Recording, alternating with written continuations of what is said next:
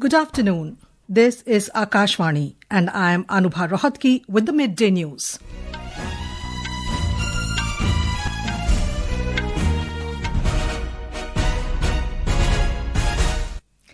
The headlines.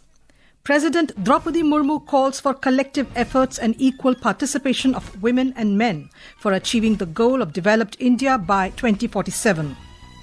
Campaigning for the first phase of Bihar Assembly elections reaches its peak with top leaders of NDA and Mahagathbandhan addressing multiple rallies in the state. ISRO to launch country's heaviest communications satellite CMS-03 this evening. Pan-India celebrations of month-long Akashvani Sangeet Sammelan to begin today. In ICC Women's ODI Cricket World Cup, India to face South Africa in the summit clash in Navi Mumbai this afternoon. And in men's cricket, third T20 international between India and Australia underway at Hobart in Australia.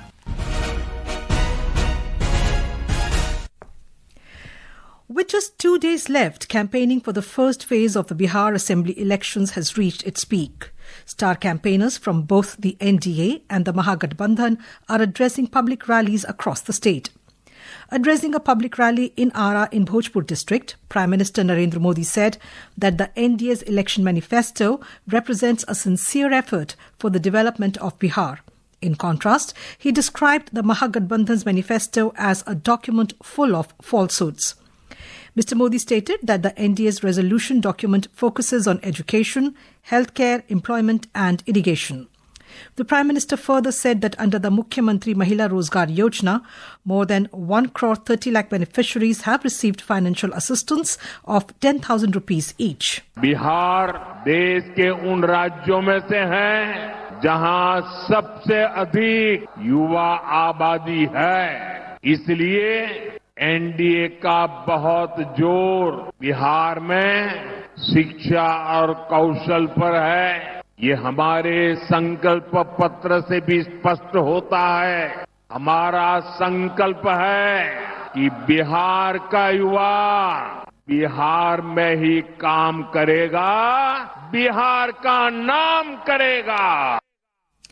And now a report from our correspondent. Janata Dal United National President and Chief Minister Nitish Kumar addressing an election rally in Tarapur in Munger district said that the Rashtriya Janata Dal can never ensure the development of Bihar because it believes in dynastic politics. He alleged that the Mahagathbandhan's election manifesto is merely a ploy to mislead the people of Bihar. Congress leader and former Deputy Chief Minister of Rajasthan, Sachin Pilot, said in Patna that Chief Minister Nitish Kumar has ruled Bihar for 20 years. And the NDA is entirely responsible for the state's poor economic condition and backwardness. Pilot asserted that the Mahagathbandhan is fully committed to implement its election manifesto in letter and spirit. Dharmendra Kumar Rai, Akashvani News, Patna.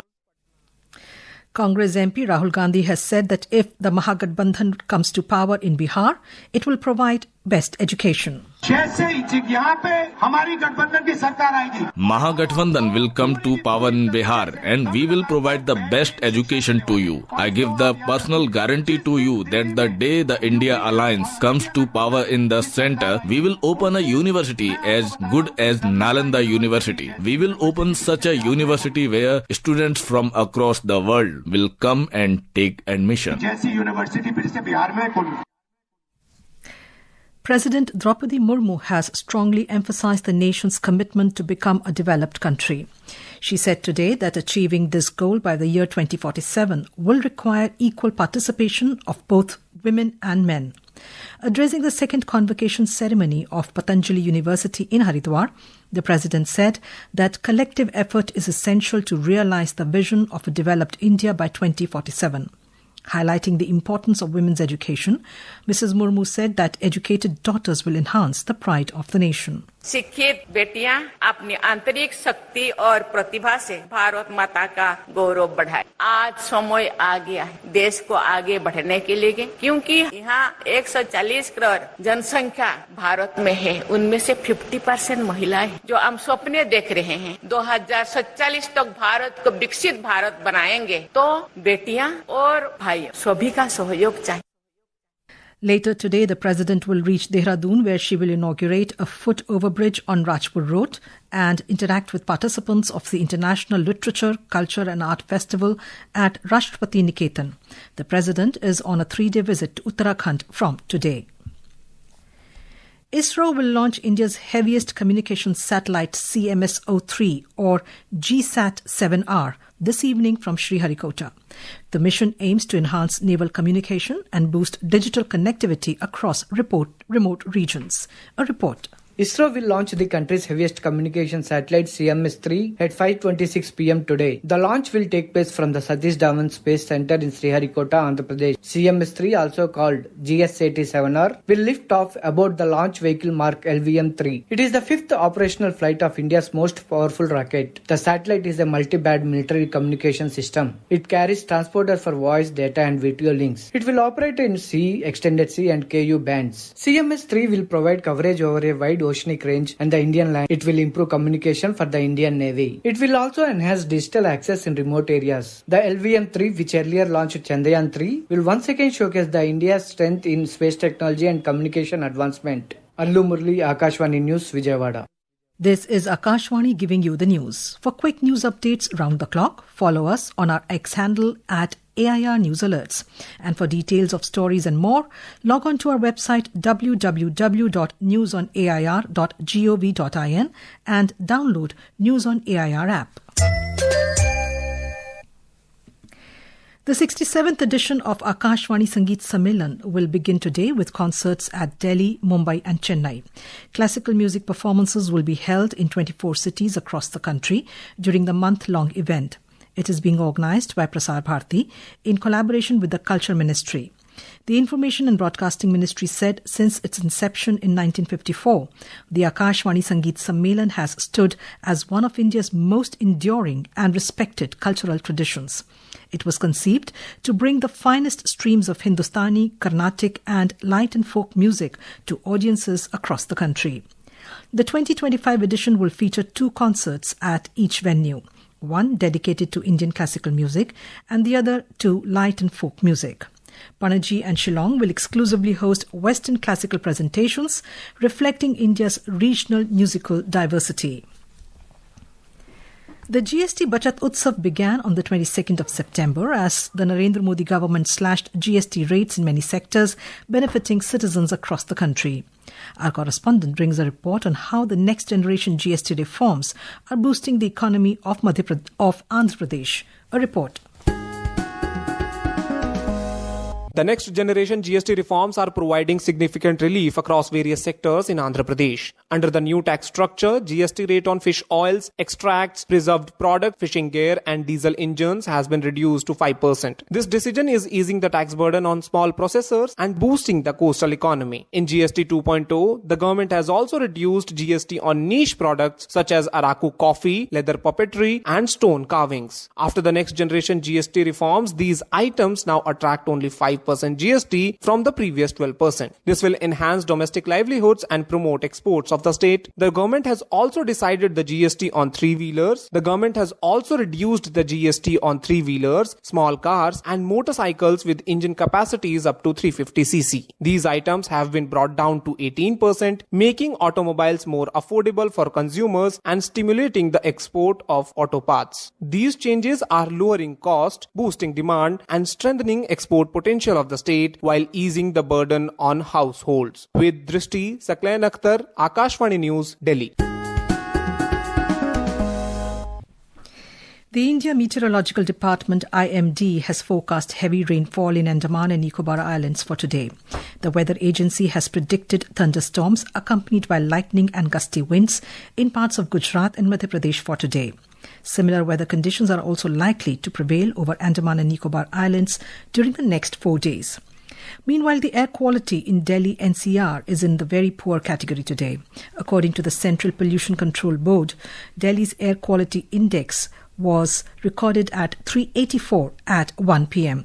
The subcommittee of the Commission for Air Quality Management has already imposed Graded Response Action Plan (GRAP-2) restrictions in the National Capital Region. An air quality index between 0 and 50 is considered good, 51 and 100 satisfactory, 101 and 200 moderate, 201 and 300 poor, and 301 to 400 very poor. An AQI between 401 and 450 is considered severe.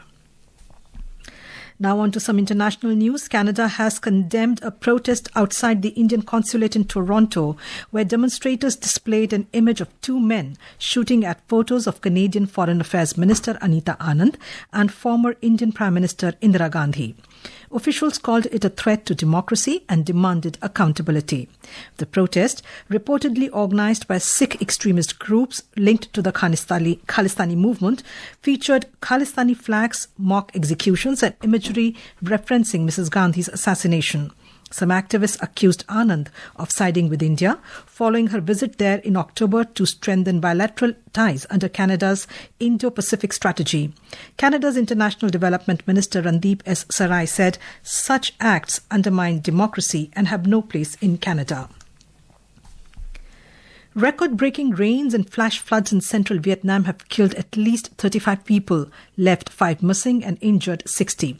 Officials said that more than 16,500 homes have remained submerged and over 100,000 were flooded at the peak, while 42,000 livestock were lost and 5,300 hectares of crops destroyed. Hue, Da Nang, Lam Dong and Quang Tri provinces were the hardest hit, with waist-deep flooding reported in Hoi An's ancient town. Power has been restored to most areas, though 75,000 households still remain without electricity. The region is prone to heavy rain, especially from September to November, when tropical storms and monsoon flows converge, increasing risks of floods and landslides. Repatriation of Afghan refugees has resumed at both Torkham and Chaman, with about 10,700 people crossing into Afghanistan. So far, around 1.56 million Afghans have returned under Pakistan's repatriation initiative. The Torkham border crossing between Afghanistan and Pakistan reopened yesterday after nearly 2 weeks of closure following deadly border clashes. The move came as the ceasefire between the two countries, formalized in Doha on October 19th, continues to hold. Back home, Prime Minister Narendra Modi has congratulated the Indian contingent on winning 48 medals at the Asian Youth Games 2025. In a social media post, Mr. Modi said that the country's young athletes have scripted history at the Games with their best ever performance. The Prime Minister said that passion, determination and hard work of these athletes are clearly visible. He also wished them for their future endeavours. The Asian Youth Games 2025 concluded this Friday in Bahrain. The third T20 of the 5-match series between India and Australia started at the Bellerive Oval in Hobart, Australia today. India won the toss and opted to bowl first. Australia were 36 for 2 in 5.2 overs against India when reports last came in. All eyes will be on captain Surya Kumar Yadav, who showed promise in the first match but scored only 1 run in the second. In the ICC Women's ODI Cricket World Cup, India will face South Africa in the summit clash at Dr. D.Y. Patil Sports Academy in Navi Mumbai today. The match will begin at 3 p.m. India stormed into the final, defeating Australia by 5 wickets in a thrilling semi-final match on Thursday. In tennis, former world number 1 Yannick Sinner has advanced to his maiden final at the Paris Masters. Sinner surged past Germany's Alexander Zverev 6-love, 6-1 in the men's singles semi-final clash at Paris La Défense Arena, France yesterday. Sinner will now face Canadian Felix Auger-Aliassime in the summit clash today. And now, before we end the bulletin, the headlines once again. President Droupadi Murmu calls for collective efforts and equal participation of women and men for achieving the goal of developed India by 2047. Campaigning for the first phase of Bihar Assembly elections reaches its peak, with top leaders of NDA and Mahagathbandhan addressing multiple rallies in the state. ISRO to launch country's heaviest communication satellite CMS-03 this evening. Pan-India celebrations of month-long Akashvani Sangeet Sammelan to begin today. In ICC Women's ODI Cricket World Cup, India to face South Africa in the summit clash in Navi Mumbai this afternoon. And in men's cricket, third T20 international between India and Australia underway at Hobart in Australia. For details of these stories and more, log on to our website www.newsonair.gov.in. And with that, we end the Midday News.